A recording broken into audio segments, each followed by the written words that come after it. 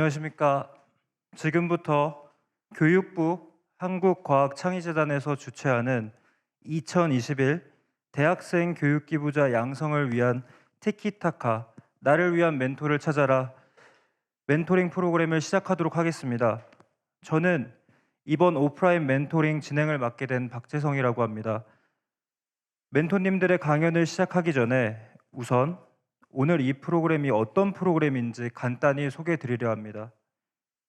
본 프로그램은 대학생 교육기부 사업인 함성소리, 알락달락 행복한 교실, 쏙쏙 캠프, 짝꿍, 대학생 자유학기제 봉사단, 대학생 돌봄교실 봉사단 등에 참여한 경험이 있는 대학생 교육기부자들과 평소 교육기부에 관심이 있는 대학생들을 대상으로 사회 각 분야에서 활동하시는 전문가분들을 매칭해 대학생들이 관심 있는 분야에 대해 멘토링을 받을 수 있도록 지원하고 있습니다. 이 과정을 통해 평소 대학생들이 갖고 있던 교육 기부, 꿈, 진로 등에 대한 고민들을 해소하고 더 나아가 동기부여 될 수 있도록 지원하고자 하는 것이 본 프로그램의 목적입니다. 저희 프로그램의 특징은 전문 멘토님들께서 교육 기부에 대한 관심이 많으시고 직접 교육 기부를 실천하시는 분들로 구성되어 있어서 멘토 멘티의 상호 공감대를 바탕으로 멘토링을 보다 원활히 진행할 수 있다는 것입니다. 오늘 진행하는 오프라인 멘토링은 영상 녹화를 해서 11월 30일 화요일 16시부터 제10회 대한민국 교육기부 박람회 홈페이지 및 교육기부 포털 사이트에서 온라인 송출될 예정입니다. 그럼 오늘 순서 진행하도록 하겠습니다. 먼저 첫 번째 강의를 진행해 주실 정인모 멘토님을 모시도록 하겠습니다. 정인모 멘토님은 세계적인 게임인 리그 오브 레전드, 즉 롤로 유명한 샌드박스 게이밍의 CSO, 최고 전략 책임자를 맡고 계신데요. 대학 시절부터 교육기부 활동을 하시면서 교육기부에 대한 이해도가 깊으시고 특히 교육기부를 하는 과정에서 창업 아이디어를 얻어 IM 컴퍼니라는 벤처 기업을 성공적으로 창업한 교육기부의 살아있는 우수 사례라고 할 수 있겠습니다. 그럼 정인모 멘토님을 무대 위로 모시도록 하겠습니다. 큰 박수로 맞이해 주시기 바랍니다.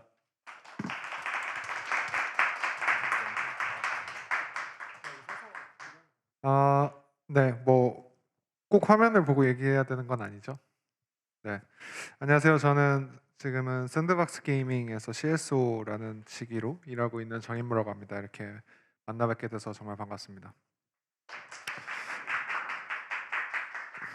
네, 뭐 사실 지금 제가 하는 일은 뭐 완벽히 교육기부랑 딱 상관이 있는 일은 아닐 것 같아요.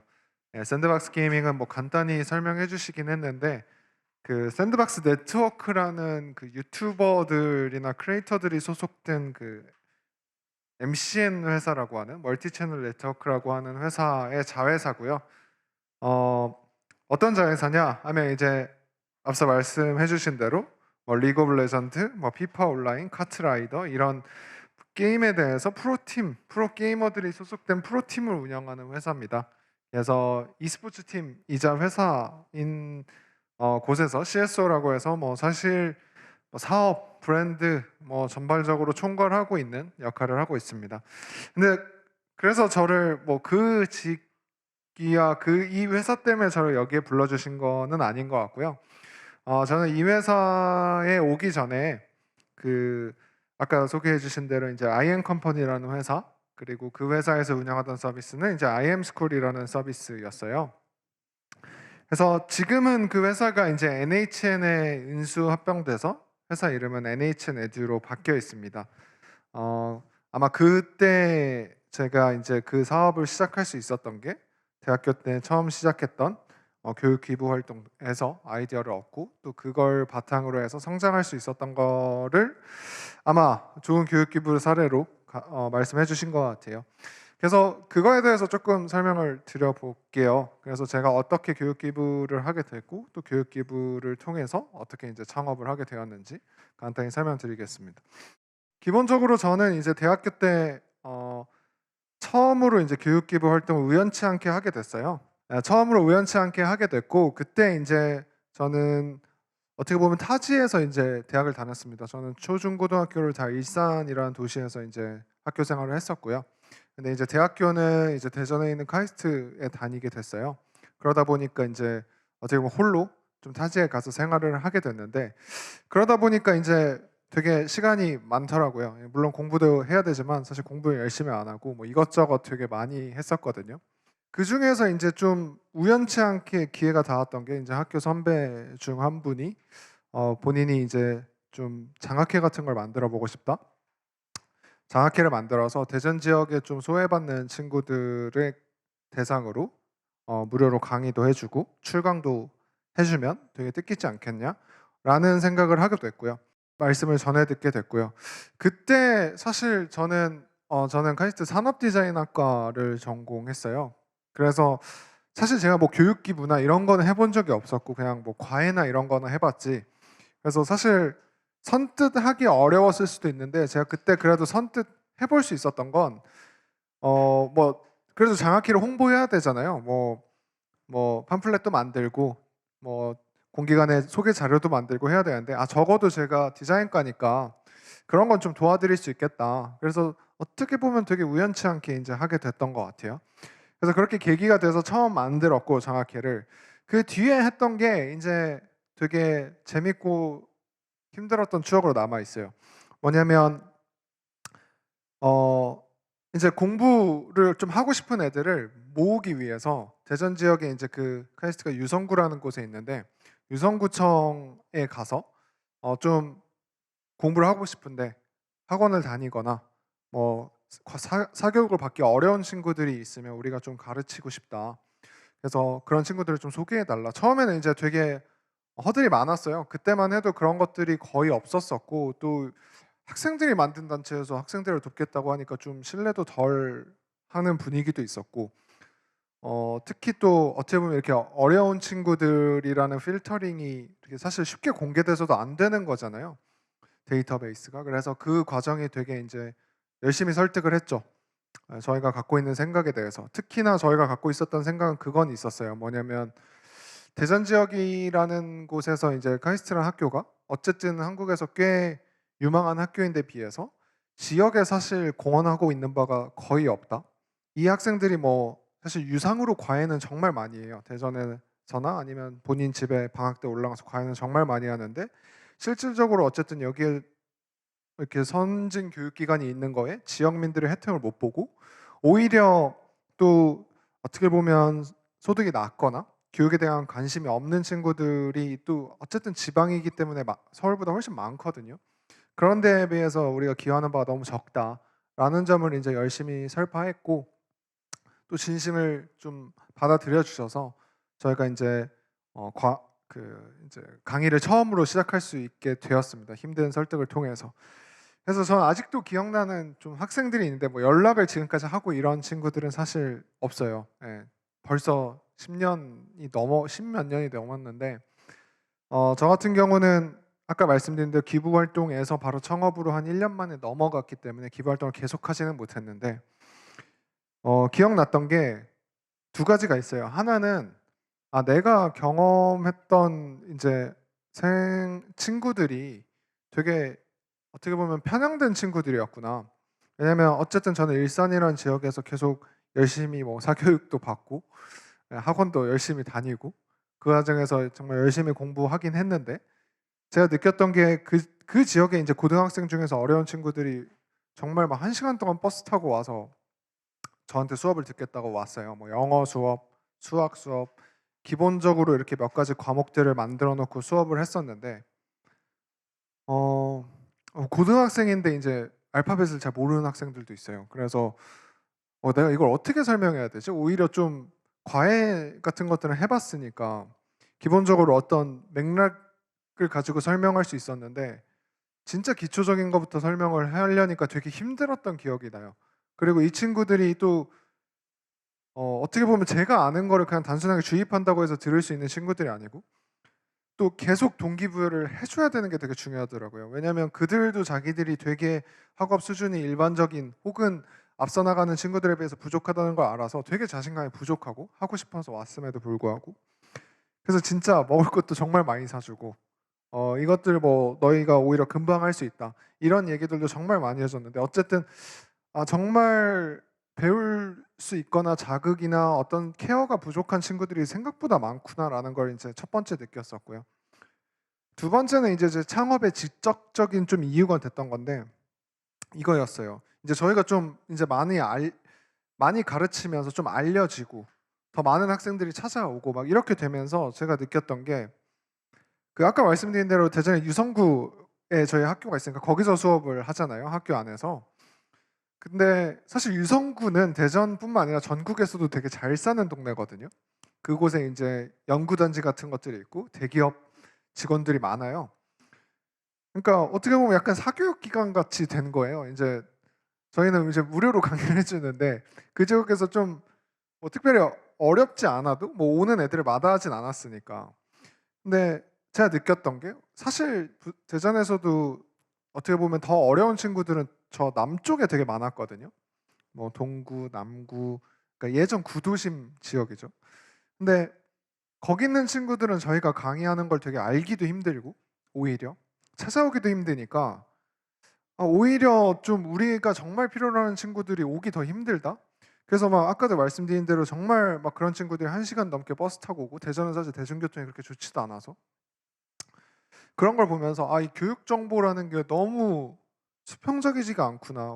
카이스트 학생들이 이렇게 무료로 강의를 해주는데도 사람들이 몰라서 못 오고 오히려 정보를 더 얻을 수 있는 사람들이 더 쉽게 정보를 얻어서 더 좋은 것들을 계속 누리는 이 양극화가 이 정보의 편차 때문에 생기는 게 아닐까?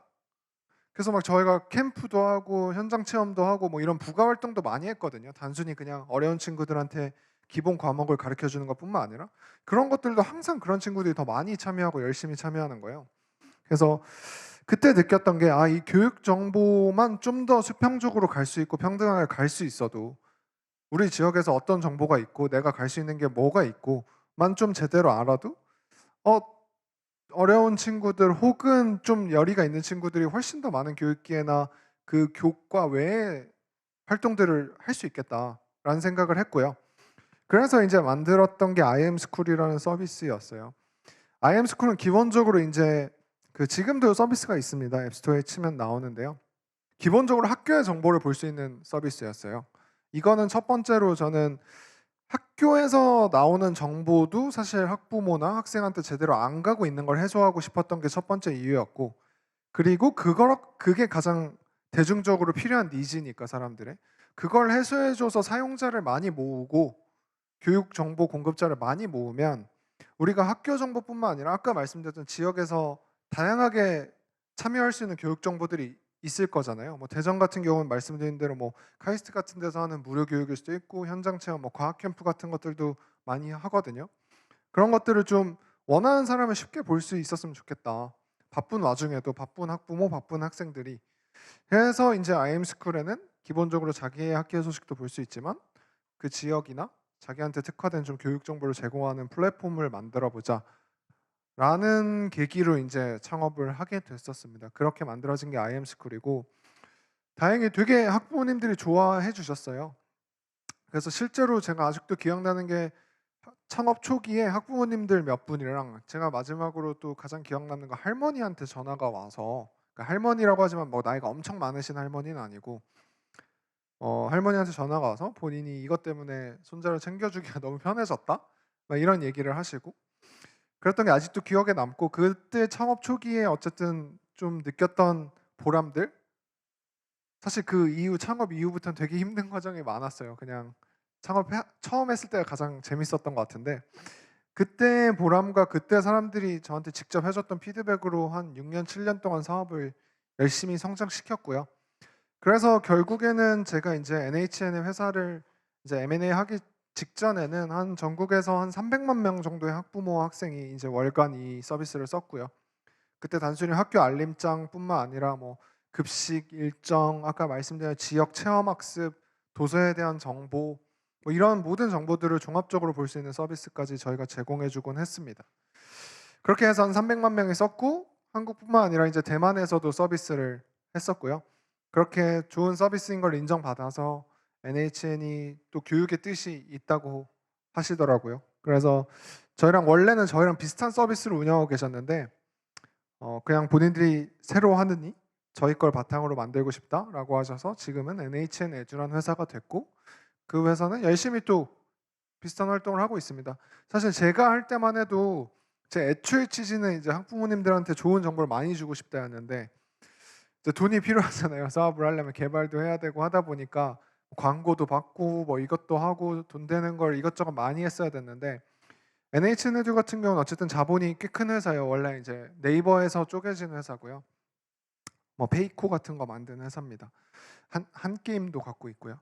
그래서 그런 걸 바탕으로 좀 자본력을 바탕으로 진짜 최근에 제가 들어가서 보면 제가 최초에 의도했던 것들, 정말 학부모님들한테 좋은 교육 정보, 지역의 정보도 알려주고 저렴하게 쓰거나 쓸 수 있는 교육 상품이라든지 교육 현장 체험이라든지 서적이라든지, 그리고 학부모 간의 뭐 소통 채널을 만들어주기도 하고, 이런 식으로 플랫폼이 디벨롭되는 모습들을 보면서 되게 여전히 기쁘게 생각하고, 지금은 저랑 관계없는 회사가 됐지만 여전히 가끔 들어가서 보고 더 잘하면 좋겠다 이런 생각을 가끔 하는 곳이고요.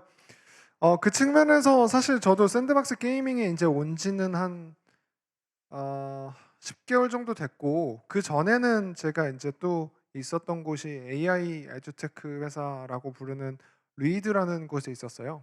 그래서 산타토익이라는 서비스를 만든 회사예요. 뭐 아실 수도 있는데, 저는 거기서 또 나중에 제가 뭔가 교육 기부 활동 혹은 교육 이런 좀 공익적 교육 활동에 도움이 되는 걸 할 수 있지 않을까 하는 것들을 많이 배웠는데, 그중 하나가 AI를 통한 이제 교육의 가능성을 좀 많이 봤던 것 같아요. 거기서도 제가 이제 사업 총괄로서 한 1년 정도 일을 했었는데요.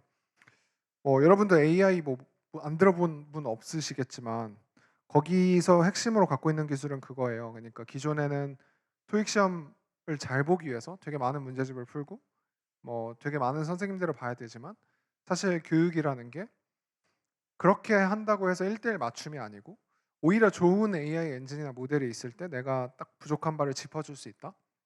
그러니까 저는 AI는 사실 그렇게 생각해요. 그러니까 혹시 AI에 대해서 관심 있으신 분이 있으실 수도 있는데, 저는 이게 어쩌면 교육기부의 미래가 될 수도 있다고 생각해요. 뭐냐면 AI의 본질은 저는 뭐 마법이 아니거든요. 그러니까 인간이 할 수 없는 걸 갑자기 뿅 할 수 있게 해주지 않고, 제가 보는 AI의 본질은 인간이 하면 되게 비싼 일을 되게 싸게 해줄 수 있거든요. 사실 그래서 산타 토익도 전 그 측면에서 좀 가능성이 있다고 생각해서 일에 좀 더 집중했었는데, 뭐냐면 원래는 선생 한 명이 붙으려면 몇십만 원, 몇백만 원이 드는 거잖아요, 한 달에. 근데 AI가 상당 부분 그 역할을 해주지만 인간만큼의 돈이 필요 없거든요.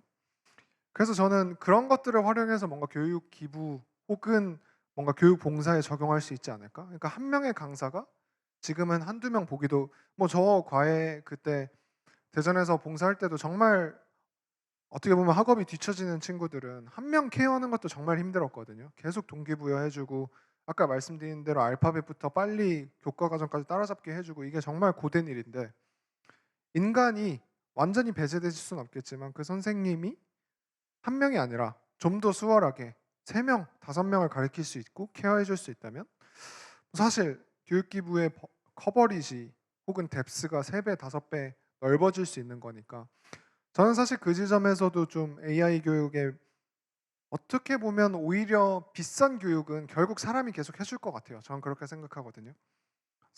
비싼 선생이 붙고 비싼 과외를 하고, 하지만 어쩌면 더 절실한 사람들에겐 이게 되게 저렴하고 꽤 양질의 교육 기회를 줄 수 있는 기술의 혜택이 될지 않을까? 그래서 저는 사실 그걸 더 어, 활용하고 배우고 교육 기부에도 적용했으면 좋겠다는 생각을 그때 다니면서 열심히 했고요. 뭐 지금은 이제 샌드박스 게임이라는 회사는 완전히 컨텐츠 엔터테인먼트 회사예요. 다만 그런 지점에서 여전히 저도 항상 생각하는 바가 있어요. 뭐냐면 저희가 하고 있는 이 e스포츠라는 걸 가장 좋아하는 게 또 청소년이고 10대, 20대 친구들이거든요. 그리고 실제로 저는 단순히 최근의 현대 사회에서는 언어, 수학, 영어만큼 중요한 게 사실 더 중요하죠. 디지털 리터러시, 라고 부르는 것들이에요. 제가 최근에 되게 주목하고 있는 개념이고, 뭐냐면 디지털 속에서 사는 법이거든요. 그러니까 지금의 세대는 사실 현실보다 디지털이 더 익숙한 세대잖아요. 특히 지금의 10대 뭐 학생들을 보면 학교 간 기간보다 온라인 수업한 기간이 더 긴 학생들도 많고, 항상 모바일이나 PC 환경에 놓여 있으니까. 그런데 비해서 그들의 그 디지털 세상을 코칭해 주거나 모니터링 해줄 수 있는 수단이 전무하거든요, 지금은. 저는 그래서 점점 더 인터넷 공간이 더 네거티브하게 변해가고 있다고 생각해요. 그러니까 어떤 사회성이 정립되고 인간성이 정립되고 윤리의식이 정립된 다음에 디지털 세계에서 자유도를 갖는 것과, 어린 친구들이 그게 정립되기 전에 인터넷에서 자유도를 가져버리니까 그 분출이 너무 빨리 되는 거죠. 뭔가 정립되기 전에. 그래서 훨씬 빨리 물들고, 실제로 저도 많이 느끼는 게, 저희가 게임을 이제 주제로 하다 보니까 게임 문화 자체가 한 5년 전에 비해서 엄청나게 네거티브하게 많이 바뀌었어요. 뭐 롤 하시는 분들 알겠지만 그냥 욕하는 게 그냥 너무 당연하고, 남 탓하는 게 너무 당연하고, 블레임과 뭐 정말 심한 욕도 진짜 뭐 고소해서 찾아보면 초등학생이고 뭐 이런 경우가 너무 빈번해요. 그래서 저희는 이 e스포츠를 통해서 좀 그런 디지털 리터러시, 그러니까 디지털에서 아이들이 제대로 성장할 수 있는 법, 그리고 저는 솔직히 현 시대에서 그냥 공부 잘하는 것보다 그게 더 중요할 수도 있겠다는 생각을 최근에 정말 많이 해요. 그런 친구들을 많이 보면서. 그래서 그런 쪽으로 저희는 또 사회공헌 활동이나 교육 활동을 하려고 준비하고 있는 것들이 있고요. 어쨌든 저는 계속해서 이런 사업도 하고 비즈니스를 하면서도 결국 그게 또 이 사업을 키워주고 사회적 가치를 주는 동력이라고 생각해서 계속 적용하게 되는 것 같습니다. 제가 처음 시작도 그걸 계기로 했다 보니까. 그래서 그런 관점에서 이 샌드박스 게이밍이라는 것도 저는 완전히 관계가 없는 곳이라고 생각하진 않고요. 실제로 저희가 국내 최초로 이제 부산을 연고지로 해서 활동을 하고 있거든요. 그래서 제가 엊그제도 강연을 하고 왔던 게 뭐냐면, 아까 말씀드렸던 그 생활 e스포츠, 그러니까 디지털 리터러시를 가르쳐 줄 수 있는 강사들을 교육하는 프로그램을 만들었어요. 그래서 지금 부산에서 벌써 2회차로 40명째 가르치고 있거든요. 그분들이 하는 일은 단순히 게임을 잘하게 해주는 게 아니고, 그러니까 실제로 게임에 중독되고 디지털에서 아까 말씀드린 네거티브하게 변하는 친구들은 똑같아요. 부모의 감심이 덜하고 다른 대안이 별로 없는 친구들이 훨씬 그렇게 위협에 쉽게 빠지거든요. 그런 친구들을 좀 도와줄 수 있는 강사들을 양성하는 활동을 지금도 무료로 하고 있어요, 부산에서. 그래서 저는 또 언제나 그런 가능성이나 기회가 있으면 제가 하고 있는 사업과 연관돼서 그런 것들을 시너지 낼 수 있는 길을 찾고 있고요. 저는 언제나 그렇게 생각하는 게, 뭐 대기업에서 CSR 활동을 하듯이 우리가 돈이 있으니까 그냥 이렇게 할게는 저는 사실 큰 의미를 주기 힘들다고 생각해요. 그러니까 진심으로 하기도 어렵고. 예, 제가 미담 장학회라는 장학회를 통해서 IM스쿨 창업했고, 지금 샌드박스 게이밍이라는 곳을 통해서 아까 말씀드린 디지털 리터러시 기부 활동, 교육 활동을 하고 있고, 또 리드에 다니면서 AI 교육을 통해서 실제로 거기서도 그런 활동을 했거든요. 어려운 친구들한테 선터토익 무료로 쓸 수 있는 쿠폰 같은 것들을 주고. 그래서 결국 그런 것들이 정말 기업의 발전에 도움이 될 수 있도록 저희가 좀 항상 생각하는 게 저는 좀 박혀 있는 것 같아요. 그래야 좀 더 의미 있고 좀 더 진심이고 좀 더 시너지가 나서 지속 가능하다는 생각을 많이 하고 있고요. 그래서 뭐 저 같은 사람도 있다.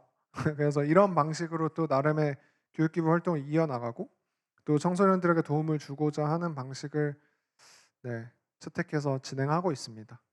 그래서 오늘 뭐 어떻게 강연이라기보다 제가 어떻게 보면 쭉 해왔던 이야기, 제가 이런 경험들을 통해서 이런 것들을 할 수 있는 기회들이 있었고, 여러분들에게 뭐 혹시라도 뭐 당연히 이 20분으로 모든 걸 제가 공유드릴 수는 없겠지만 더 좀 알고 싶거나 궁금한 것들이 있으면 편하게 또 알려드릴 수 있도록 하겠습니다. 네, 그래서 여기까지 하고 마치겠습니다. 감사합니다. 네, 정인모 멘토님 좋은 강연 대단히 감사드리겠습니다.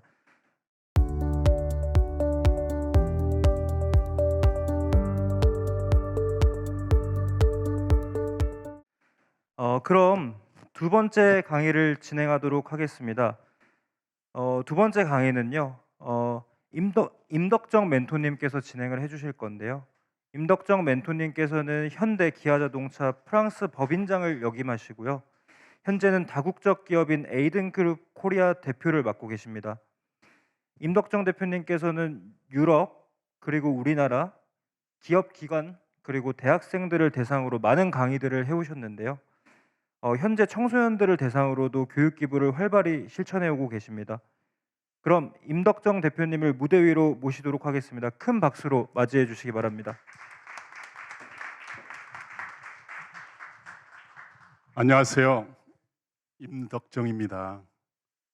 오늘 주제는 학창 시절의 교육 기부는 내 미래의 개척의 동인이 되었다 하는 주제로 여러분과 이렇게 만나보기로 하겠습니다. 주제는요, 숨쉬는 미래 무대, 우리가 주인이다. 굉장히 인상적인 주제가 아니게요. 오늘 여러분은 지금까지 단 한 번도 가져보지 못한 영감, 그 영감의 대양을 저와 함께 동행을 한번 해보도록 하겠습니다. 제가 그래서 슬라이드를 좀 준비를 했어요. 저는 이제 금방 우리 사회자님께서 소개했듯이 지난 35년간 글로벌 현장에서 일을 했고요. 현대 종합상사, 현대차, 기아차, 유럽 법인장을 마치고 지금은 아덴그룹과 글로벌 이노베이션에서 일을 하고 있습니다. 특이할 만한 레퍼런스는 프랑스 자동차 업계에서 원래 이제 아시아 사람한테 주기는 어렵잖아요. 근데 올해의 인물로 자동차 업계의 올해의 인물로 제가 선정이 된 적이 있습니다. 여러분 퀴즈인데요. 이 세상에서 가장 아름다운 단어는 뭘까요? 혹시 선생님, 학생. 네, 아름다운 단어요. 저는 가족을 사랑하기 때문에 패밀리로 하겠습니다. 하여튼 이제 다들 달라요. 뭐 엄마, 어머니, 사랑, 애인, 뭐 love, 뭐 이런 단어가 있는데 한번 따라해 보실래요? Sehnsucht, 그리움이라는 단어예요. 이게 이제 독일 사람들한테 서베이를 해보니까 이게 가장 세상에서 아름다운 단어라고 그렇게 이야기를 했다는 거예요. 그런데 어떤 분이 책을 한 권 쓰셨는데요.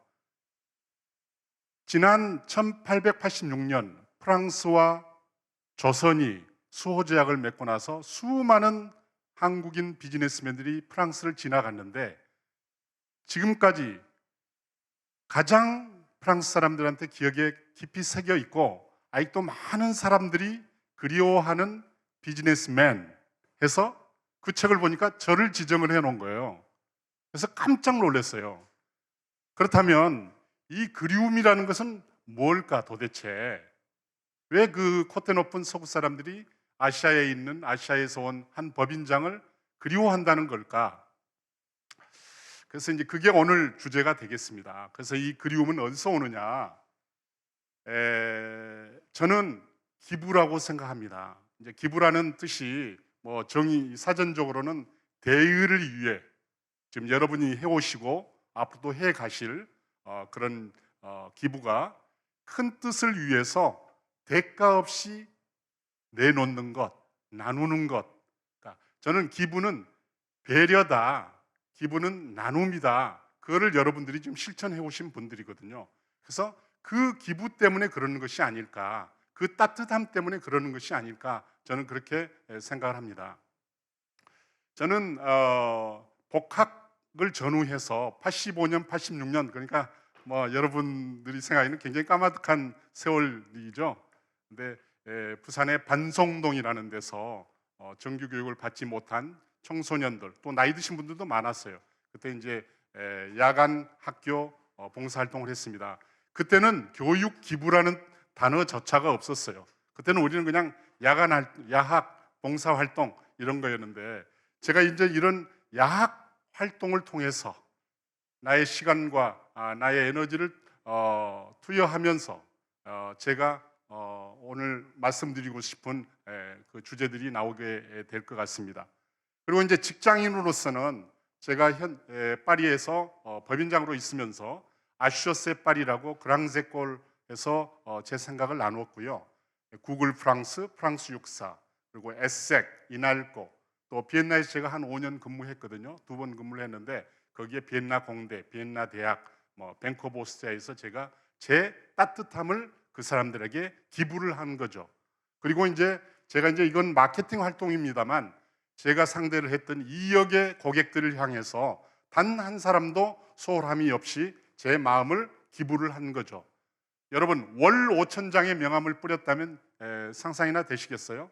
월 5천 장의 명함을 고객들에게 나눴고 이따가 나오겠습니다만 프랑스 월드컵 주경기장 8만 관중을 향해서 나의 따스함을 그 사람들에게 기부를 한 거죠. 그리고 에펠탑 펜팍을 만들어서 거기에서 또 매 경기 4만 명의 관중을 향해서 나의 마음을 기부를 했던 것입니다.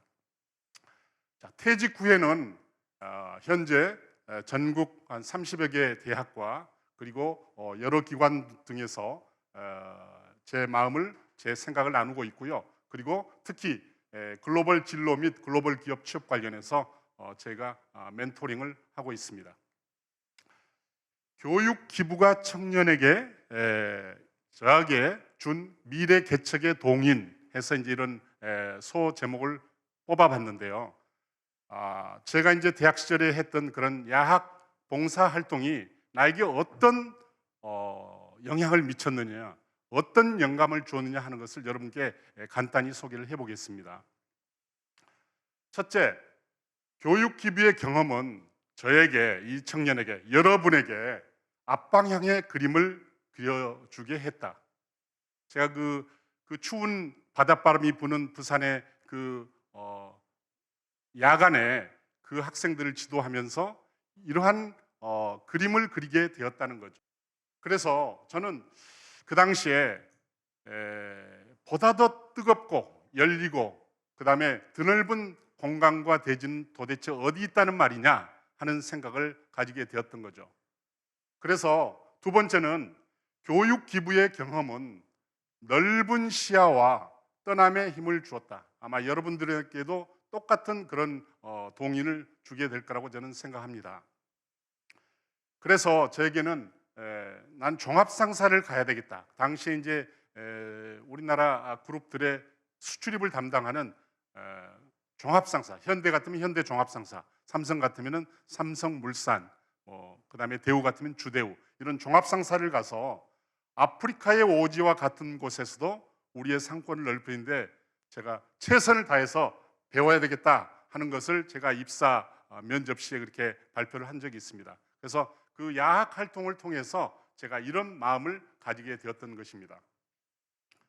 그래서 결국은 시베리아에서 대서양 아프리카까지 지난 35년간 5대양 6대주를 우리의 경제 영토를 확장하는 그런 활동을 하게 되었던 것입니다.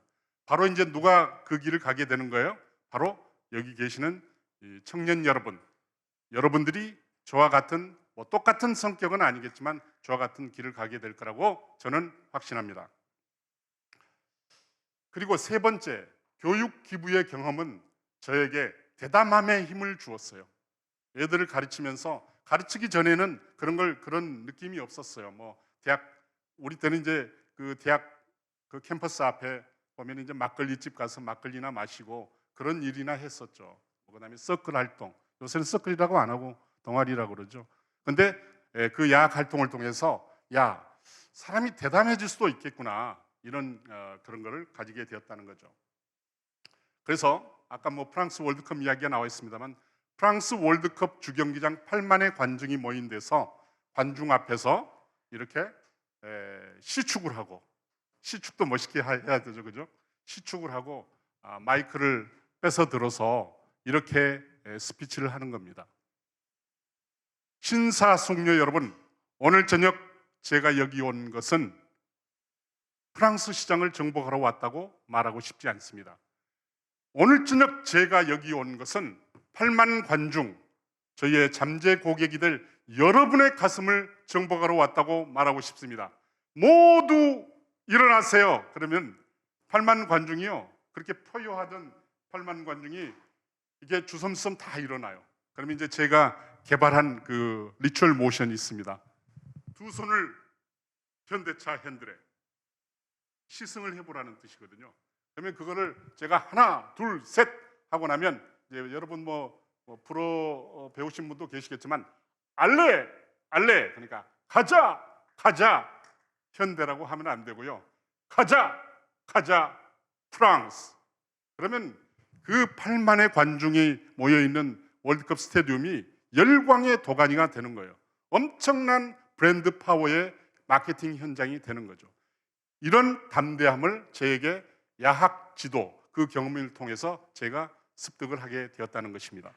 자, 그리고 월드컵, 유로컵, 에펠탑 펜팍에서 그 어떤 브랜드도 해보지 않은 펜팍을 만들어서 그러니까 월드컵, 유로컵의 32경기를 다 보여주는 거예요. 빅 스크린을 만들어서 매 경기를 보여주는데 이 친구들을 또 향해서 제가 이렇게 스타랑 앞에 나가서 하프타임에 또 똑같은 스피치를 하고 공을 좀 차주고 우리 차를 시승을 해보라는 거죠. 왜냐하면 우리 차를 타보지 않으니까 우리 차가 좋은지 나쁜지를 모르는 거죠. 그래서 근데 우리 이제 현지인 책임자가 있어요. 그 프랑스 친구가 있을 거 아니에요. 이제 너가 해라. 그런데 그 친구들은 하지를 못하는 거예요. 그 정도의 담대함이 없는 거예요. 그래서 제가 이 야학 활동이 그리고 여러분들이 하는 교육 기부 활동들이 여러분들에게 엄청난 담력을 주고 있다, 주게 될 것이다. 저는 그렇게 생각을 합니다. 그리고 네 번째, 교육 기부의 경험은 어려움을 극복하는 지혜와 끈기를 저에게 심어 주었던 것 같아요. 저는 여러분이 그동안에 살아오신 것처럼 여러분의 부모님이 살아오신 것처럼 정말 녹록치 않는 삶의 여정이었던 것 같아요. 그 다음에 특히 이제 저는 종합상사의 미생으로 시작을 했잖아요. 미생의 환경이나 주재원, 직장인의 환경, 경영자로서의 환경이 단 하나도 녹록치 않은 악조건의 퍼레이드였어요. 이걸 이제 이겨내야 되잖아요. 그래서 저는 제가 이제 아프리카에서도 좀 활동을 했는데 6개월 동안 있으면서 차드에서 말라리아가 걸린 거예요. 말라리아가 걸려서 결국 우리 차드 대통령 주치의가 저를 고쳐주었어요. 원래 말라리아는 이게 나도 이게 머리가 좀 이상해지는데 하여튼 극적으로 이게 이 정도로 어려움이 있었다는 거죠. 그런데 제가 이제 야학을 통해서 현재의 어려움과 부족함은 오히려 도약의 전환점이 된다라는 생각을 정리를 할 수 있었던 거죠. 그래서 그리고 다섯 번째, 교육 기부의 경험은 숙제의 비밀을 알게 해줬어요. 왜냐하면 제가 이제 학생들에게 굉장히 많은 숙제를 좀 세게 주는 선생님이었어요. 근데 결국은 숙제를 주니까 학생들이 결국은 해내게 되더라는 거죠. 그래서 이제 저보고 회사에서 소련 땅에, 러시아가 아니라 소련 땅에 배터리하고 타이어를 수출해라, 계약을 맺어라. 그래서 저 혼자 일본을 거쳐서, 예전에는 일본 거쳐서 가야 돼요. 소련인가. 그래서 이제 도착하면 항상 KGB들이 따라 붙어요. 그래서 이 사람들의 눈을 피해서 여장을 하고 눈 덮인 공원을 같이 구매기관 그 책임자랑 같이 평행으로 돌면서 제가 가격 정보를 받아서 그 다음날 가격을 내서 엄청난 물량의 타이어와 자동차 배터리를 공급을 하게 되었고, 지금도 그 타이어와 배터리가 지금 나간다는 거죠. 그래서 이런 어려움을 극복하게 하고 또 숙제를 주면 꼭 숙제를 해내게 되는 그런 영감을 주게 되었다. 그리고 이제 저보고 자동차로 이제 전환을 했잖아요. 전환 배치가 됐는데 브랜드 인지도와 브랜드 파워, 가치, 이미지가 자동차 한 38개 브랜드 중에 우리가 굉장히 미흡한 지경이었죠. 저희가 이제 유럽에서 자동차를 시작할 때. 그런데 나한테 준 숙제는 뭐냐? 가장 성장이 빠른 브랜드로, 역동적인 브랜드로 만들어라 하는 게 숙제예요. 그러면 숙제를 받았으니까 어떻게 된다고요? 하게 된다는 거죠. 그것을 어디서 배웠다고요?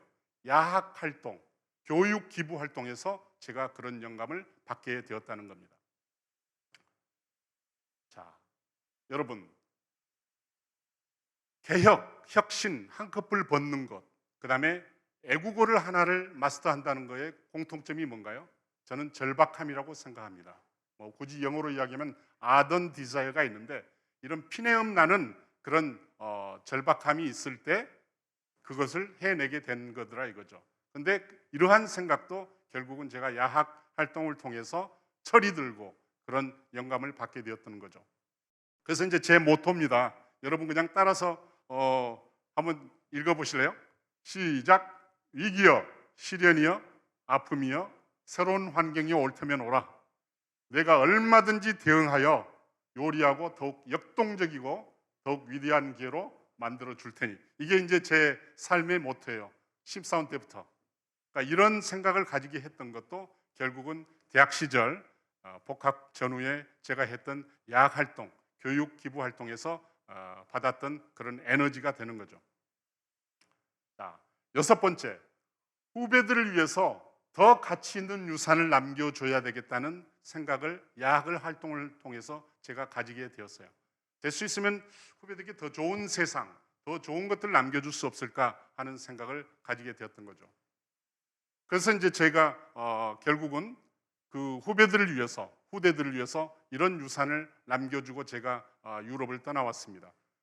0.5%의 마켓 쉐어가 시장 점유율이 0.5%면 1000대 중에 5대가 우리 차인 거죠. 그러면 여러분 그 배낭여행 가시면 길거리에서 우리 차가 보이질 않아요. 차는 2% 정도 돼야 저기 현대차 가네, 기아차 가네 이렇게 보이는 거예요. 근데 그게 제가 나올 때 4 내지 5%의 시장 점유율이 됐고요.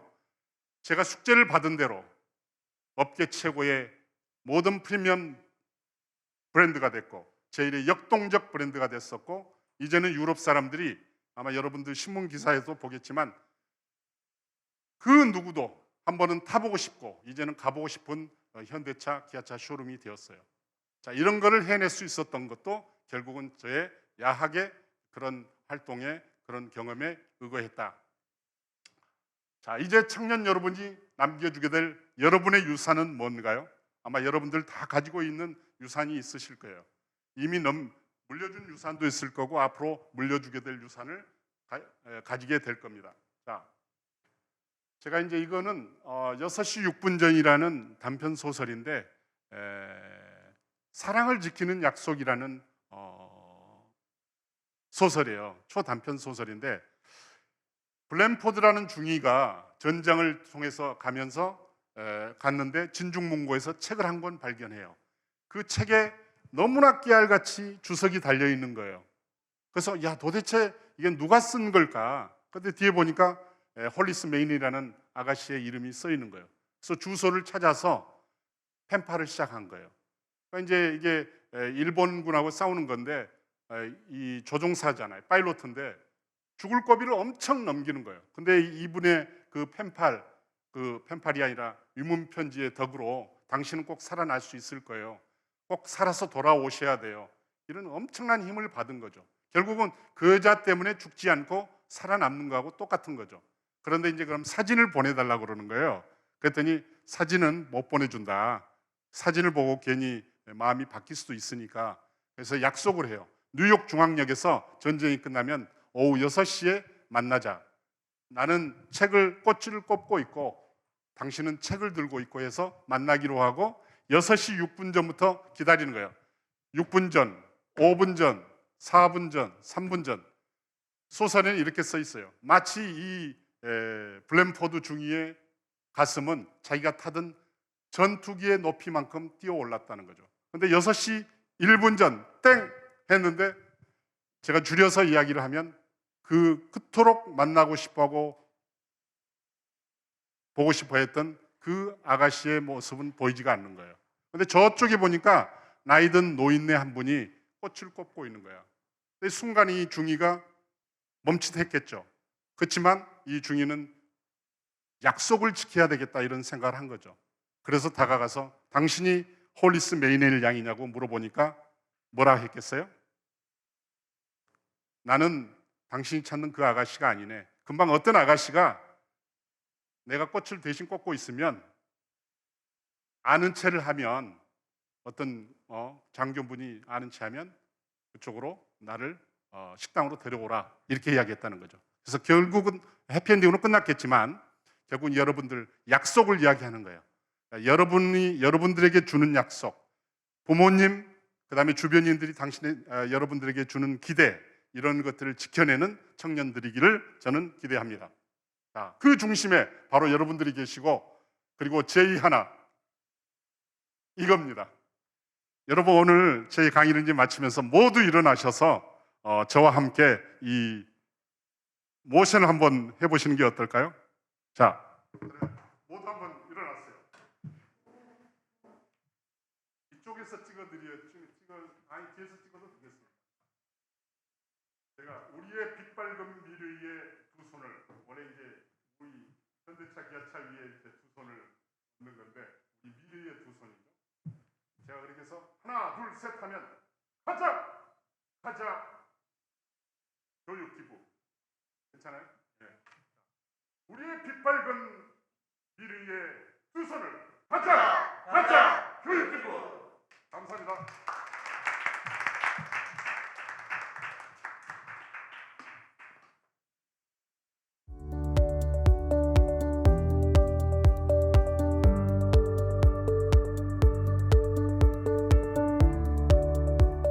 강연 때도 설명하셨을 수도 있는데 뭔가 좀 명쾌하게 다시 한번 여쭤보는 그런 느낌으로 다시 여쭤보겠습니다. 1번인데요. 두 분 모두 교육 기부를 참여한 구체적인 계기가 어떻게 되시나요? 그리고 교육 기부를 하실 때 어떤 마음가짐으로 하셨는지, 그리고 만약에 지금 하고 계시면 하고 계신지, 그리고 교육 기부를 하고 나서 어떤 보람을 느끼시는지 한번 말씀 부탁드리겠습니다. 저는 이제 친구가 권유를 하더라고요. 제가 이제 복학을 하고 도서관에 앉아 있는데 한번 야학을 한번 해보라. 그래서 사실 저는 그 당시에 야학에 대해서 이미지가 뭐 이렇게 긍정적이지가 않았었거든요. 왜냐하면 당시 그 뭐랄까 운동권이들이 이제 이렇게 하는 그런 거라고 저는 생각을 한 거예요. 그래서 호기심 차원에서 제가 이제 처음 가게 됐고요. 그 당시에 이제 그 친구가 나한테 권유를 하면서 이런 말을 했어요. 그래서 제가 오늘 찾아왔는데 인도 시인이자 철학자인 라빈드 드라다드의 타고르 있죠, 여러분. 타고르 우리나라 뭐 조선이 언젠가는 동방의 불빛이 되리라 하는 그 시인이 이런 말을 했다는 거예요. 잠이 들자 나는 인생은 행복한 것이라고 꿈꿨다. 깨어나자 나는 인생이 봉사하는 것을 알았다. 봉사라는 것을 알았다. 나는 봉사했고 봉사하는 삶 속에 행복이 있음을 알게 되었다. 그러면서 이 시를 주면서 좀 잘 읽어보고 내일부터 한번 가보자고 그렇게 이야기해서 제가 이제 그걸 했고요. 마음가짐은 제가 이제 처음에는 굉장히 생소하더라고요. 그다음에 이제 제가 교직을 이수를 하고 있었거든요. 그래서 과연 이렇게 하는 건가 이렇게 이제 생소했는데 하다 보니까 그 학생들의 열의도 대단하고 또 아까 뭐 숙제 이야기가 나왔지만은 숙제를 주면 그 바쁜 애들인데도 불구하고 꼭 해 오더라고요. 그래서 이제 그런 거에 감동을 했고 보람이라는 거는 그들하고 아까도 우리 멘토님도 말씀하셨지만 그들이 성장하는 것을 계속 이 교신을 통해서 알게 됐고 특히 아까도 제가 여러 가지 뭐 6가지 이야기를 했습니다만 나의 성장에 결국은 도움이 되더라. 이 교육 기부나 이런 교육 지도가 결국 나를 위해서 필요했고 나한테 도움이 되더라 하는 것을 제가 느끼게 됐습니다. 예. 네, 뭐 교육기부 계기에 대해서는 뭐 아까 간단히 말씀드렸던 것 같고 실제로 교육기부를 할 때 어떤 기분이었냐 뭐 사실 되게 신기함이 컸죠. 저도 뭐 대학생 때 이제 주로 교육기부 활동을 했었고 그 뒤부터는 뭐 지금 아까 말씀드린 대로 지금도 요새 학생들을 보면 정말 저랑 너무 많이 달라서 신기하고 예전에야 뭐 진짜 어떻게 보면 부모와 자식이 그래도 좀 많은 것들을 공유했다면 요새는 진짜 저랑 뭐 10살 차이만 나도 완전히 다른 것들을 거의 공유하는 게 없는 시대가 돼버려서 그래서 제가 아는 걸 좀 알려주면서 그들은 또 제가 모르는 걸 많이 알려준다라는 생각을 많이 했고요. 한편으로는 되게 그런 생각도 많이 했어요. 그러니까 저는 사실 그렇게 어렵지 않은 거라고 생각하거든요. 뭐 사실 지금 이 자리도 그렇고 예를 들면 저는 항상 뭐 최근에는 뭐 e스포츠 교육 아카데미 같은 곳에서 저한테 좀 거기도 e스포츠 취업하고 싶은 친구들이 한 40명 됐거든요. 그래서 좀 와서 강의해 달라 해서 주말에 진짜 힘든데 한 5시간 운전해서 갔다 오고 막 이런 게 그냥 내가 뭐 알려줄 수 있는 게 있다는 게 되게 그냥 기쁜 일이니까 뭐 솔직히 그래서 저는 뭐 돈을 준다 해도 뭐 물어본 적도 없고 뭐 받는 것도 뭐 그렇게 중요하다고 생각하지도 않고 그래서 그냥 되게 기분 좋은 것 같아요. 근데 그리고 가끔 그런 분들 중에서 제 얘기를 들었던 사람 중에서 정말 가끔이지만 되게 좋은 피드백을 주거나 하시는 분들이 있어요. 뭐 아까 말씀드린 가장 최근에 그 교육 같은 경우도 뭐 40명 넘게 제 얘기를 듣고 뭐 피드백하고 했지만 뭐 또 메일로 연락 주는 친구들이 있었거든요. 그래서 자기가 또 이런 생각을 했다. 제가 어떤 피드백을 준 것 때문에 그래서 이런 것도 준비했다. 그래서 너무 고맙다. 뭐 이런 얘기. 최근에도 그렇게 모르겠네요. 요새 그런 분들이 한 두세 분 계셨었는데 그냥 너무 기분이 좋죠. 저 조금이라도 도움을 줬다는 거는 뭐 다들 공감하시리라 생각하지만 되게 기분 좋은 일이고 어떻게 보면 제가 사업을 하면서 결국엔 항상 뭔가 이익을 따라서 일해야 될 때가 많은데 그렇지 않아도 되는 몇 안 되는 순간이라서 되게 기분이 좋다.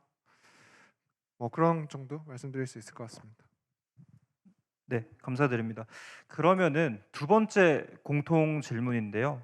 어, 기업의 경우 임직원들이 교육 기부에 직접적으로 참여하는 형태가 사실 상당히 적은데요. 각 기업의 대표자로서 교육 기부를 직접 해보신 경험들을 미루어 보았을 때 기업이 교육 기부를 잘 참여할 수 있게 하려면 어떠한 것들이 마련돼야 하는지 의견 부탁드리겠습니다. 네. 여러분 뭐 잘 알다시피 기업은 영리를 추구를 하잖아요. 그리고 이제 이렇게 꽉 짜여진 그런 그 시스템화에서 움직이고 현업을 해야 되잖아요. 현업 속에서 하기 때문에 그 직원들 그 구성원이 외부에 나가서 뭐 이렇게 교육 기부를 한다든가 이런 거는 현실적으로 굉장히 어려운 것 같아요. 그 특히 이제 HR 부문에서 결국은 그거를 관여할 수도 있겠지만 여러분 뭐 알다시피 HR 부문은 어디에 가면 학생들을 대상으로라든지 그런 대상을 통해서 대상에게 이제 뭐 그 뭐죠 기업 홍보 차원 그걸로 그거에 머물고 있더라고요. 그래서 결국 이제 CSR 부문에서 그거를 좀 해야 되는데 당장의 그 구성원이 교육 기부에 참여를 한다 하는 것은 현실적으로 굉장히 쉽지는 않고 다만 이제 어떤 재정적인 어떤 지원이라든가 기부 그걸 통해서 이루어져야 되는 거 아니겠느냐 하는 게 이제 같아요. 특히 대기업들은 직원이 밖에 나가서 이렇게 뭐 교육 기부를 한다든 그거는 이제 뭐 주말에 본인이 알아서 뭐 어떤 종교 단체를 통해서라든지 뭐 이런 걸 할 수 있겠지만 정규 업무 시간이나 이쪽에서 그거 하는 건 굉장히 쉽지가 않겠다 이런 생각을 하고요. 예. 네, 뭐 기업이 어떻게 하면 교육 기부를 더 많이 참여할 수 있게 하냐, 뭐 더 좋은 기업이 많아지면 그렇게 되지 않을까 싶은데, 뭐 요새 트렌드가 뭐 다들 아시겠지만 뭐 ESG 경영을 뭐 얘기하고 점점 더 좋은 회사, 그러니까 좋다는 건 되게 주관적이지만 어쨌든 사회에서 좀 더 기여할 수 있는 회사를 찾는 추세니까 점점 더 많아지지 않을까 하고요. 뭐 예전에는 예를 들면 이런 행사도 뭐 거의 없고 교육 기부라는 개념도 없고 이런 거에 비해서 많이 발전돼 왔으니까 사실 저는 여기 계신 분들 한 분 한 분이 다 그걸 바꾸고 있는데 기여한다고 생각하고요. 이 활동이 중요하다고 생각하면 기업이 당연히 돈을 안 쓸 수가 없거든요. 그래서 그걸 중요하게 만드는 저희의 이런 활동들 그리고 각자 하시는 활동들이 조금씩 모여서 이제 이 결정권자들의 생각을 좀 더 쉽게 바꾸고 좀 더 적극적으로 하게 만들고 뭐 그게 맞겠죠. 그래서 저는 뭐 어떤 저한테 묘수가 있냐 그건 아니고 그냥 저희가 활동을 열심히 해서 파급력이 있다는 걸 계속 더 보여주면 어쨌든 트렌드 자체는 그거에 부합하는 액션을 할 수밖에 없다. 기업들도 그렇게 생각하긴 합니다. 네, 잘 들었습니다. 그러면은 이번에는 이제 멘토님들 각 분들께 들어온 질문인데요. 먼저 정인모 대표님부터 하겠습니다. 샌드박스 게이밍 소속 프로 선수들이 학교 현장에 직접 나가서 교육 기부를 한다면 엄청난 파급 효과를 불러올 수 있다고 생각하는데요. 현재 선수들을 활용한 교육 기부 프로그램을 계획하고 있는 게 있으신지, 만약에 없다면 앞으로도 하실 계획이 있으신지 답변 부탁드리겠습니다. 네, 뭐 저희도 아까도 말씀드렸지만 그런 생각들을 하고요. 어쨌든 어린 친구들이 좋아하는 대상 그리고 어쨌든 e스포츠 씬이 좀 아이돌이랑 비슷해서 실제로 이제 되게 열광적으로 좋아하는 친구들도 많고 해서 그런 것들이 뭔가 선한 효과, 선한 기대값을 줄 수 있는 액션들을 저희도 많이 기대하고 있고요. 그래서 저희 이제 샌드박스 게이밍의 브랜드를 만들어서 지금 계속 준비하고 있는 게 이제 SBXG라는 브랜드인데 그 브랜드의 미션이 그래요. 그러니까 게임을 통해서 사람들이 더 좀 오히려 이렇게 집에 들어가고 소외되고 이런 게 아니라 좀 더 밖으로 나가서 같이 즐기고 같이 열광할 수 있는 컨텐츠를 만드는 회사가 되자 우리만큼은. 그래서 게임이 이렇게 개인화되고 뭔가 더 뭐랄까요 이렇게 폐쇄적으로 가지 않게 이제 하는 게 저희의 중요한 과제라고 생각하고 있고요. 그 관점에서 그런 활동들도 마찬가지로 고민을 당연히 하고 있습니다. 네. 네, 감사합니다. 그러면은 이번에는 임덕정 멘토님께 드리는 이제 개인 질문인데요. 프랑스에 정말 오래 계셨는데 프랑스 같은 선진국들은 자발적인 기부라든지 교육 기부 문화가 자리 잡고 있을 것이라고 생각이 됩니다. 우리나라와 비교해서 차이점이 있는지 그런 문화나 아니면은 실제로 그런 운영되는 기부라든지 교육 기부가 그리고 또 만약에 좀 다르다면 우리가 배워야 할 것이 있는지 말씀 부탁드리겠습니다. 굉장히 어려운 질문이네요. 저희 뭐 현직 있을 때 그런 거에 관심을 두지를 못해서 근데 어쨌든 저희 그 직원 중에 인턴 사원들이 이제 많이 들어오는데 그 직원 중에 유엔 난민 기구 거기에서 일을 하면서 지금 프랑스에 엄청나게 많은 그 뭐죠? 이 난민들이 들어와 있거든요. 그리고 거기에다가 쌍빠삐에라고 그래서 이 자기 부모가 체류 허가증이 없어요. 불법 이민 체류자들이죠. 그 사람들의 아이들이 있을 거 아니에요. 그 아이들을 대상으로 이렇게 주말과 어떤 또 저녁에는 이렇게 좀 교육을 시켜주는 그런 봉사 활동을 하더라고요. 근데 상당히 많더라고요. 그런 젊은이들이. 그래서 제가 아는 바로는 굉장히 그 자원봉사자들이 많아요. 뭐 우리나라도 뭐 여러분들도 다 자원봉사를 하시는 분들이지만 또 어떤 그 사회적 분위기가 굉장히 그 뭘까 그 인도적인 그런 봉사활동에 참여하는 젊은이들이 많다. 그런 거를 제가 많이 느꼈습니다. 네. 네, 감사합니다. 그러면은요 마지막으로 공통 질문 하나 더 가도록 하겠습니다.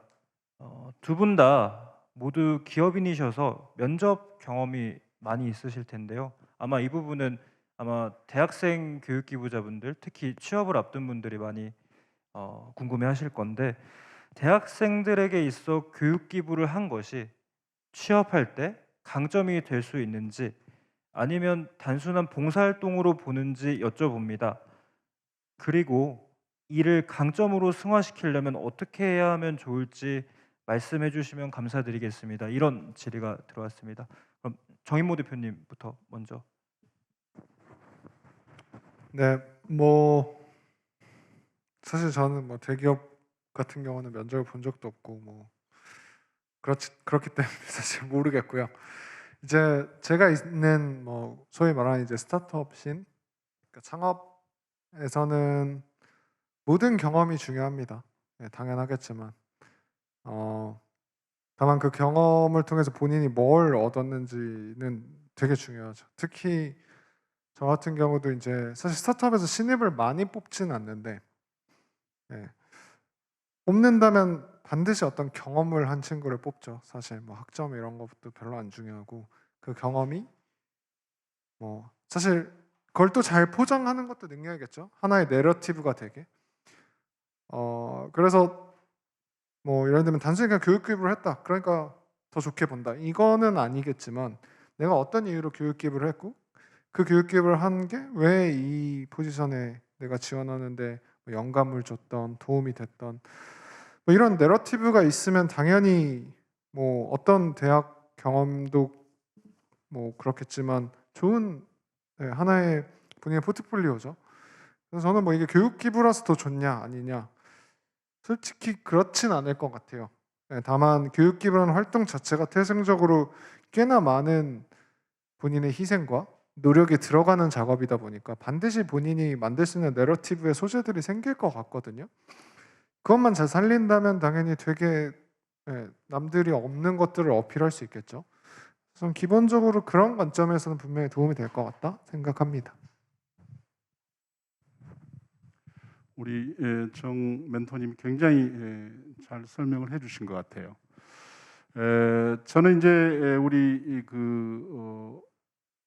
모의 면접을 많이 보거든요. 그 이제 모의 면접을 연습을 시켜주는 거죠. 면접을 우리 취업자들에게 글로벌 기업이나 아니면 한국에 있는 이런 이제 중견기업, 대기업들 모의 면접을 하는데 제 보기에는 교육 기부에 대한 경험을 결국은 스토리를 잘 만들면 될 것 같아요. 그 최적의 스토리를 만들어내는 거죠. 끌어내는 거죠. 뭐 어떤 스토리를 만들어 하는 거는 제가 말씀을 못 드리지만 내가 그래도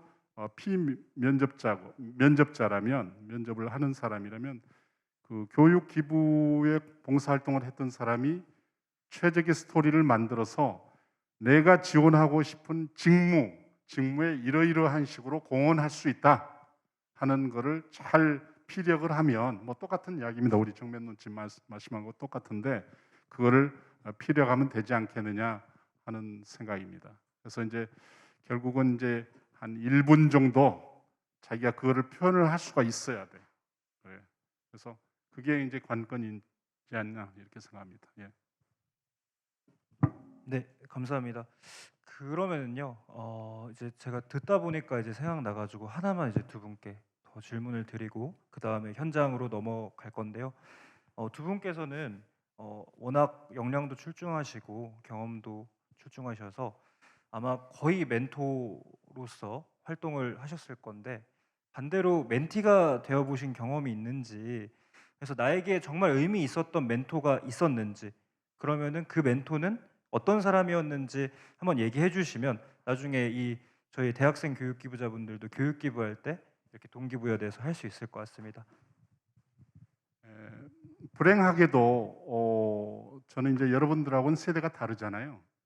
저희 대학 시절 그리고 20대, 30대, 40대 이후에도 너는 이러이런 식으로 뭘 해보라 이렇게 생각을 해보라.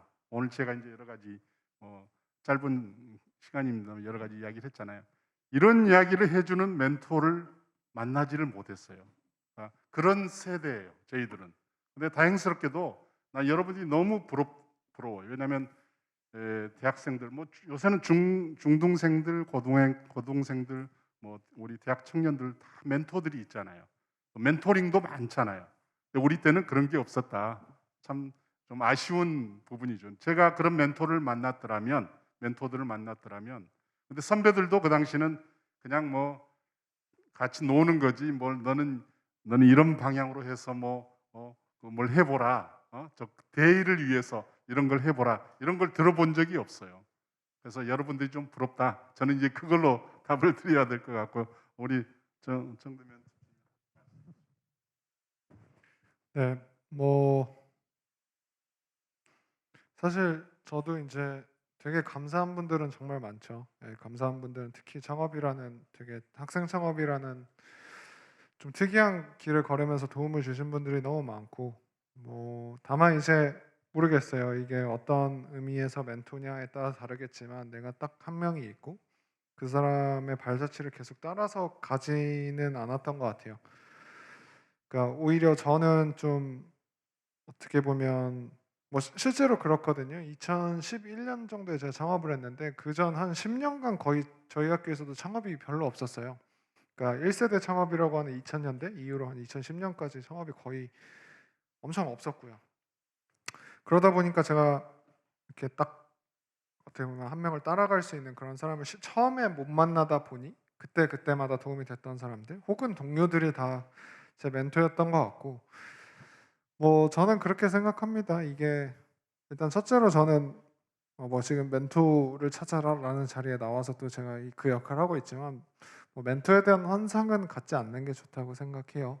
그러니까 어차피 제 경험이 여러분들에게 딱 부합할 수도 없고 저랑 다른 사람이잖아요. 그러니까 그걸 어떻게 어댑트해서 본인이 쓰냐에 달렸지 사실 저는 그냥 재료일 뿐 그거를 요리하시는 건 각자의 역할이라고 생각하고요. 그래서 저는 뭐 멘토를 찾는다, 멘토를 뭐 구한다 이런 것도 사실 제 기준에선 그렇게 쉽게 막 공감되는 건 아니긴 해요. 그리고 저는 진짜 멘토를 찾으려면 정말 같이 동거동락을 해야 된다고 생각하거든요. 그래야 제 멘토가 될 수 있는지 서로 알 수 있는 거니까.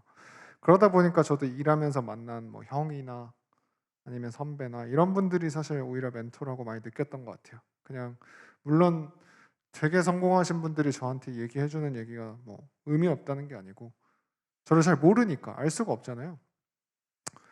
그래서 그런 말을 그렇게 생각하고 뭐 그런 지점에서 뭐 저는 최근에 들었던 얘기인데 어 그러니까 그 얘기였어요. 모차르트한테 가서 그 어린 친구가 가서 어떻게 하면 16살 때부터 교향곡을 쓸 수 있냐 물어봤는데 너는 아직 그걸 알기엔 너무 어리고 그거를 너 같은 사람은 쓸 수 없으니까 다음에 찾아와라 라고 했더니 아니 당신도 16살에 교향곡을 썼으면서 왜 난 어리다고 하냐 라고 했더니 모차르트가 한 말이 나는 너처럼 누구한테 물어보고 다닌 적이 없다. 난 그냥 썼다.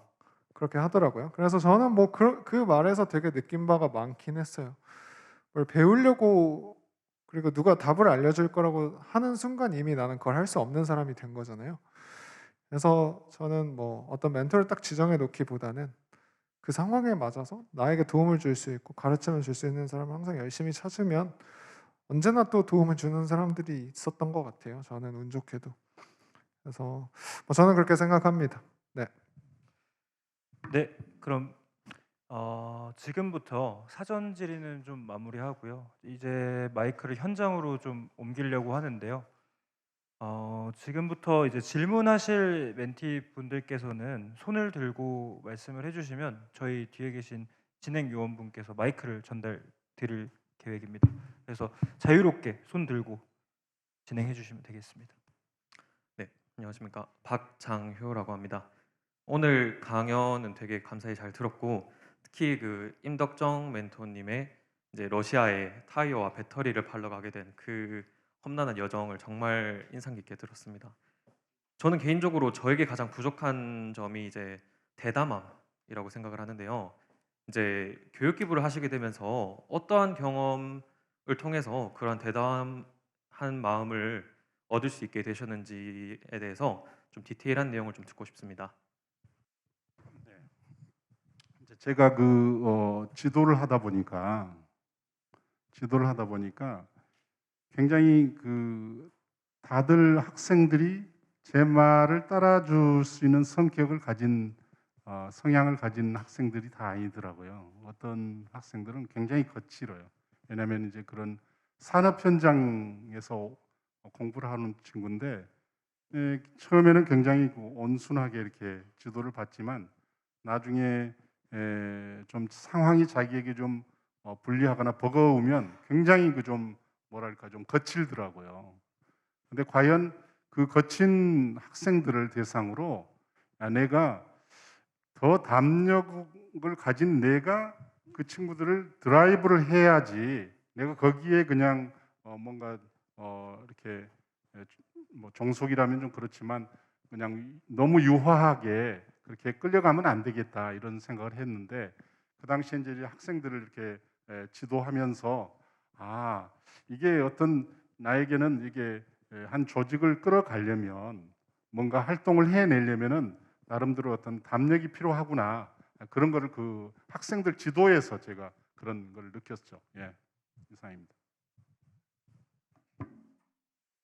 네, 그러면은 저쪽에 질문 마이크를 전달해 주시면은 앉아서 질문해도 되니까요. 앉아서 질문 편하게 하시면 되겠습니다. 저는 이용재라고 하고요. 그 두 분 강의 잘 들었습니다. 그 정인모 멘토님, 저도 그 창업 관련해서 관심이 참 많은데 그 창업 아이템을 준비하면서 굉장히 어려운 점이 많았는데 혹시 IM 컴퍼니를 준비하시면서 가장 힘들었던 점하고 혹시라도 또 만약에 다음에 창업을 준비하게 되신다면 어떤 분야로 하고 싶으신지 좀 궁금합니다. 네, 뭐 이렇게 또 창업에 관심 있는 분이 있어서 너무 좋고 사실 제가 제일 많이 만나는 분들이 이제 그런 분들이긴 해서 뭐 창업하면서 힘든 거야 뭐 뻔하죠. 뭐 두 가지인데 돈과 사람 때문에 힘든 거고 돈은 이제 돈이 없으니까나 힘들고 혹은 돈이 지금은 있지만 돈을 못 버니까 힘들거나 뭐 이런 거겠죠. 근데 뭐 사실 제일 힘든 건 이제 사람 때문에 힘든 거고 이거는 뭐 꼭 창업이 아니어도 뭐 그렇잖아요. 인생이라는 게 뭐 사람 때문에 힘들지 사실. 근데 창업을 하면 그게 이제 극단적으로 훨씬 더 힘들어지죠. 그래서 좋은 파트너랑 창업하는 게 전 제일 중요한 것 같아요. 저도 창업 팀들 보면 정말 오래 못 가는 팀들도 정말 많고 저 같은 경우는 저 혼자 창업을 해서 되게 고생을 많이 했다가 그래도 좋은 선후배를 만나서 그래도 잘 사업을 성장시키고 그래도 엑시까지 할 수 있었던 것 같은데 그래서 저는 뭐 사람이 가장 힘들고 또 사람으로 인해서 아까도 말씀드린 대로 그들이 다 내 멘토가 돼서 성장할 수 있고 그랬던 것 같고 어떤 창업을 준비하냐 사실 저는 뭐 샌드박스 게이밍이 제 두 번째 창업이라고 생각하고 왔어요. 그래서 여기 대표님한테도 얘기했던 게 저한테 최대한 많은 권한을 줬으면 좋겠다. 그래서 실제로 그렇게 일하고 있는데요.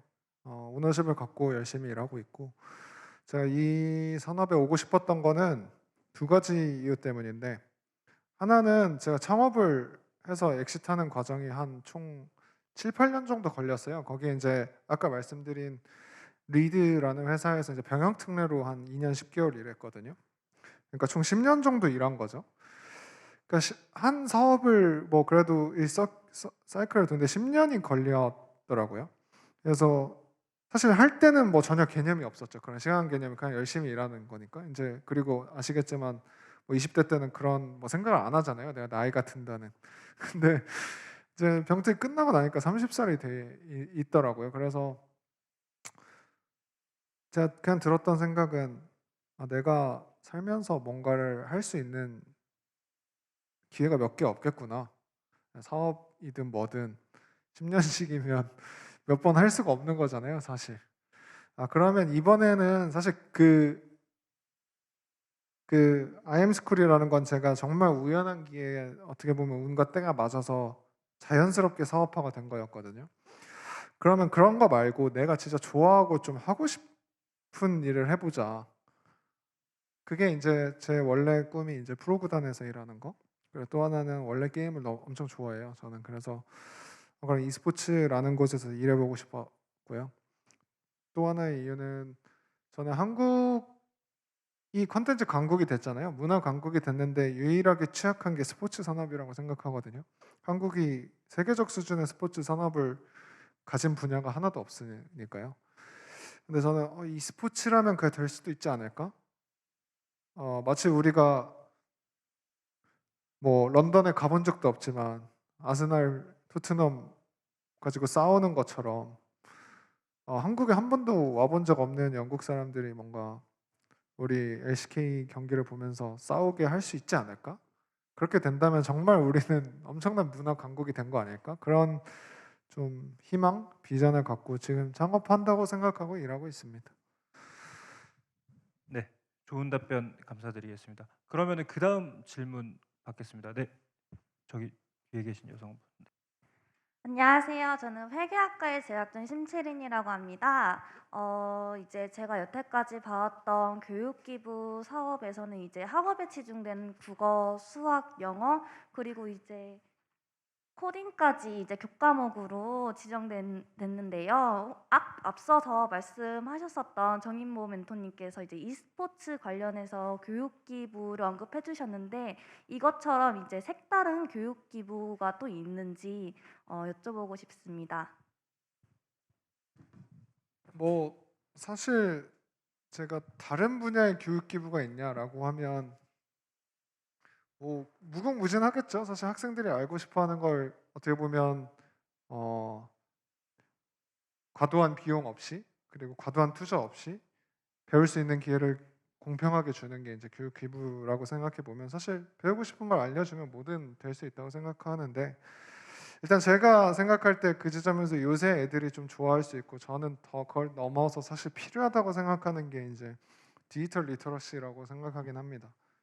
아까 말씀드린 대로 뭐 저는 이제 e스포츠에 있으니까요. e스포츠 커뮤니티들을 보면 지금과 한 많이도 아니에요. 한 3년에서 5년 정도 전에 커뮤니티 똑같은 커뮤니티거든요. 그 글들을 비교해 보면 엄청나게 바뀌었어요. 그때만 해도 이제 어떻게 보면 다양한 의견도 있고 생산적인 의견들도 많고 어떻게 보면 순수한 토론이 아니라 뭐 그게 유쾌함일 수도 있고 이런 어떻게 보면 우리가 봤을 때 이상적인 형태로 꽤 많은 소통이 이루어졌던 데 비해서 요새는 사실 제가 느끼기에는 한 9할은 거의 혐오, 그냥 서로에 대한 증오, 그냥 희화화하고 비판하고 비판이 아니죠 비난하고 그래서 그걸 보면서 저는 거기에 가장 영향을 미친 게 이제 그 게임 문화라고 생각하고요. 게임만큼 저렴하고 중독적인 강력한 콘텐츠가 세상에 없거든요. 전 그게 뭐 중독되는 이유라고 생각해요. 제일 싸거든요. 그만큼 재밌는 것 중에서. 근데 반면에 그거를 지도해 줄 사람이 없잖아요. 게임을 누가 지도해 줄 수 있겠어요? 그러니까 뭐 선생님이 해줄 수 있는지 막 안 들을 거 아니에요. 그럼 전 그걸 해줄 수 있는 건 사실 e스포츠라는 영역이라고 생각해요. 그러니까 게임을 팀으로서 같이 즐길 수 있게 해주고 예를 들면 같이 대회에도 나가고 예를 들면 대회에 나가려면 그 뭐야 그 비윤리적 행동을 한 계정으로 나갈 수 없다. 그럼 당연히 애들이 그걸 절제하겠죠. 그리고 코치가 게임을 아는 코치가 있으면 애들을 리스펙트하고 아 너가 게임 시간을 통제하지 않으면 우리 팀에 있을 수 없다. 뭐 이런 얘기들을 해줄 수 있겠죠. 실제로 해주고요. 그런 측면에서 이제 좀 아이들이 온라인 세상에서 통제될 수 있는 방법을 좀 알려주는 그런 교육이 저는 좀 필요하다고 생각하고 제가 하는 일에 연관돼서 좀 해보고 싶은 분야입니다. 네. 네, 답변 감사드리겠습니다. 그리고 그 다음 질의, 네, 여기 남자분. 네, 안녕하세요. 현창호입니다. 저는 그 임덕적 멘토님께 좀 여쭤보고 싶은데요. 그 일단 대학생 때에 비해서 직장인으로 넘어가게 되면서 이제 교육봉사를 못하게 되는 경우가 좀 많은 것 같고 그리고 대학생으로 좀 교육 기부가 한정되어 있는 것 같은데 요게 제 생각으로는 좀 장기적으로 넘어갔으면 좋겠다고 생각이 되는데 이 부분에 대해서는 어떻게 생각을 하시는지 그리고 이를 위해서 어떤 방안이 있으실지 좀 여쭤보고 싶습니다. 직장인으로서의 교육 기부는 현실적으로 아까도 이제 이야기가 나왔지만 쉽지가 않은 것 같아요. 자기 본업을 해야 되잖아요. 우선 본업을 해야 되는데 별도의 시간과 에너지를 쏟아서 그걸 해야 된다. 이게 쉽지가 않고 다만 이제 그 주말에 뭐 어떤 종교 활동을 하면 그 구성원들 특히 이제 우리보다 주니어에 대해서 이제 멘토링 할 수 있는 그런 그 역할 외에는 굉장히 쉽지가 않고 이제 특히 이제 책임자니까 저는 한 브랜드를 그 한 불모지의 시장에서 그 브랜드를 알려야 되니까 그러니까 그래도 이제 책임자로서 아까 이야기한 그런 프랑스의 그랑제골 뭐 그다음에 이제 뭐 비엔나에 있는 대학들 그 대학생들을 대상으로 예, 우리 브랜드의 홍보 차원에서 그러면서 이제 마케팅은 이렇게 해야 된다 하는 거를 지도해 주는 교육 기부를 해 주는 그런 거가 가능했고요. 아까 또 설명을 했지만 꼭 우리가 이제 기부, 교육 기부 그러면 우리가 누구를 앉혀놓고 이렇게 뭐 교육을 시키는 그거로만 그거를 떠나서 이 나를 상대로 하는 사람들이 다 고객이잖아요. 여러분들 삶의 고객들 그 고객들에게 내가 따스함을 전달할 수 있는 사람, 그죠? 그래서 이제 아까 뭐 프랑스 사람들이 뭐 한다고 아시아 사람을 그리워하겠어요. 제가 그 사람들에게 항상 배려하고 그다음에 굉장히 시장이 어려웠거든요. 유럽 시장이. 그때 제가 항상 스피치한 게 그거예요. 사람들을 만나면 메시지를 보낸 게 우리는 위기에 있지만 우리는 분명히 이거를 극복할 수 있다. 언젠가는. 그래서 제가 그런 이제 인커리지먼트를 많이 했죠. 그래서 아까 이제 질문하신 거에 지금 제대로 답이 되는지는 모르겠지만 직장인으로서의 그거는 또 다른 형식의 그런 기부로 생각을 하고 활동을 해야 되지 않느냐 이게 이제 생각을 합니다. 예, 감사합니다. 네, 답변 감사드리겠습니다. 그러면은 마지막으로 질문 하나만 더 받겠습니다. 네, 앞에 계신 남자분. 네, 안녕하세요. 저는 백근우라고 합니다. 먼저 귀중한 시간 내주시고 시간도 나눠주신 두 분께 감사드립니다. 저는 임덕정 멘토님이 강의 중에 가장 아름다운 단어가 그리움이라고 하셔서 젠조 그리움. 그 부분이 가장 기억에 남는데 네. 일단 그렇다면은 뭐 프랑스를 비롯해서 세계 각국의 사람들을 만나면서 그런 사람들에게 그리움이라는 것까지 남겨줄 정도로 좋은 인상을 주셨다고 하셨는데 그러면은 그런 인상을 주기 위해서 어떤 글로벌 마인드가 필요하고 어떤 경험을 하셨는지 좀 구체적으로 알고 싶어서 질문드리겠습니다. 굉장히 좋은 질문입니다. Good question. 그 이제 사람이 여러분들 청년들이잖아요. 아직 뭐 취업을 해야 되는 분도 있고 이미 취업을 해 계신 분도 있겠지만 가장 중요한 게 자기의 어떤 언어 능력 이제 글로벌 무대 같으면 언어 능력도 필요하고 직무 능력도 필요하지만 우리 청년 여러분들이 가장 중요한 게 상대방과의 주파수를 맞출 수 있어야 되는 거예요. 어춘먼트라고 눈높이를 할 수가 있어야 되는 거죠. 그러니까 우리가 우리 주위에 수많은 사람들이 있는데 우리 뭐 회사에도 많은 상사도 있고 이제 동료들도 있는데 다 다른 거예요. 그 사람들의 습성과 성격과 성향과 또 배경이 다 다르잖아요. 그 사람들의 장단점을 일단 인정하고 뭐 존중까지는 아니라도 인정하고 그 사람들을 단합하려고 하는 그런 눈높이가 필요하고요. 그래서 이제 거기에 감성 마케팅이라는 게 나오는 거죠. 어떻게 하면 저 같은 경우에 그 서구인들을 여기에 있는 우리 브랜드를 거기다 이식을 할 거냐? 그러면 우리 것만 강조를 하면 안 되는 거죠. 한류가 뭐 대단하다, 뭐 K-팝이 대단하다 이런 것만 강조를 하면 안 되는 거고 그 사람들의 문화, 그 사람들의 어떤 정세적 배경을 우리가 일단 인정을 해줘야 되는 거예요. 그러니까 그 사람들의 문화적 코드, 역사적 코드, 문화 코드를 맞출 수 있을 때 그 사람들이 나를 인정을 해주는 거예요. 예를 들어서 제가 이제 우리 신차가 나오면 말이 좀 길어집니다만 신차가 나면 수십 대를 가지고 니스에다가 놓은 거예요. 니스에다가 수십 차례에서 프랑스 전문 기자 650명을 불러요. 그래서 차를 타보게 하는 거예요. 시승. 왜 하겠어요? 시승 기사를 써주게 하게끔 위해서. 그런데 그 시승 기사라는 게 그 사람들이 우리 차만 가지고 시승하는 게 아니라 비교를 하는 거예요. 뭐 뽀조 308하고 우리 거하고. 그러면 제가 이제 시승을 하고 나서 디저트 타임에 밥을 먹고 디저트 타임에 우리 마케팅 디렉터가 나를 지정을 해요. 지금 오늘 시승 행사를 빛내주기 위해서 스타 한 분을 모시고 왔다. 프랑스에서, 파리에서. 그러면서 사람들이 둘러보면 다 기자들이잖아요. 자기들 동료들이잖아요. 바로 우리 법인장. 그래서 내가 일어나서 샹송을 한 곡을 하는 거예요. 제가 사실은 뭐 여러분들 말씀이지만 우리나라에서 남성으로서는 샹송을 제일 잘하거든요. 모르셨죠? 근데 제가 샹송을 한 곡을 이렇게 딱 하고 나면 제가 이제 샹송을 할 때 바라보는 거예요. 그럼 입이 싹 벌어지는 거예요, 다들. 그래서 나중에 이제 물어보면 어떤 생각을 하냐면 그 사람들이 어떻게 얼마나 노력을 했으면 나도 못하는 우리나라 노래를 이렇게 완벽하게 할 수 있다는 말이냐. 이렇게 우리의 문화와 코드를 맞추려고 노력하는 한 브랜드 책임자라면 이 사람이 책임지고 있는 한 브랜드에 대해서는 기사를 잘 써줄 수 있다, 못 써줄 수 있다?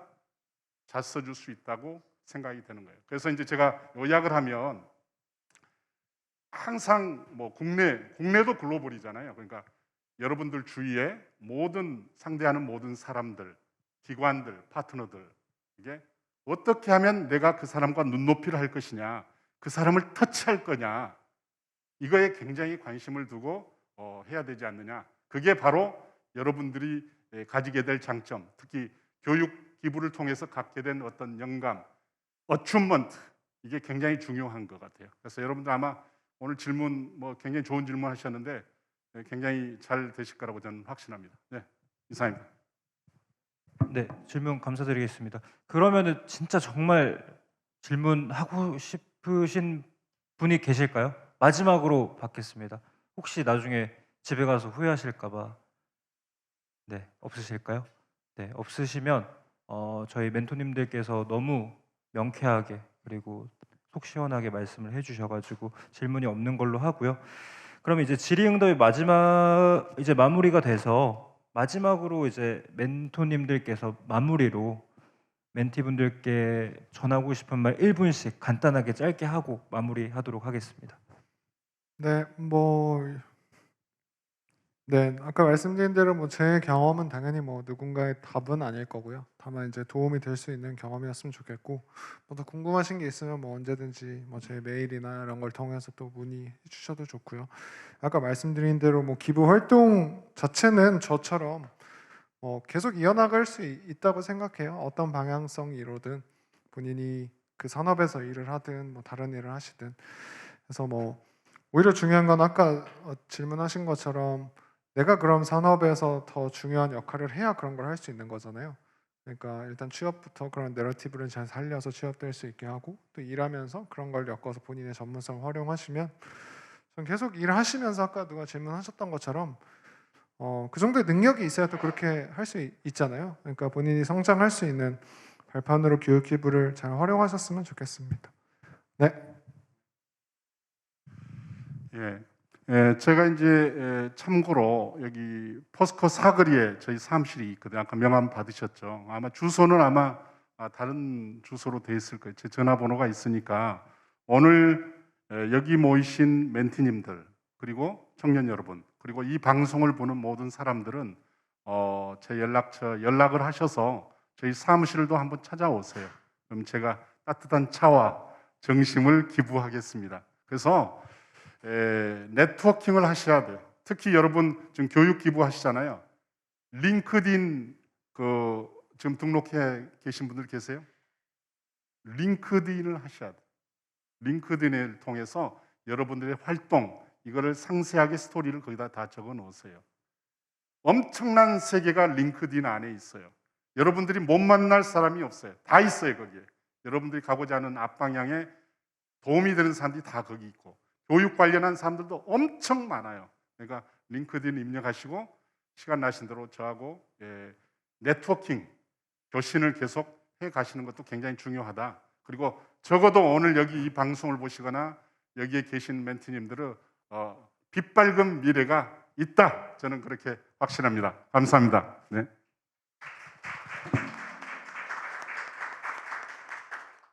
네, 그럼 이것으로 2021년 대학생 교육기부자 양성을 위한 티키타카 나를 위한 멘토를 찾아라 오프라인 멘토링 프로그램을 모두 마치도록 하겠습니다. 오늘 이후 온라인으로도 오늘 참여해 주신 멘토님들 그리고 다른 전문 멘토님들과의 멘토링에도 참여할 수 있으니까요. 교육기부 포털 홈페이지를 통해서 많은 신청 부탁드리겠습니다. 그럼 마지막으로 멘토님들 감사하다는 의미로 큰 박수로 마무리하도록 하겠습니다. 감사합니다.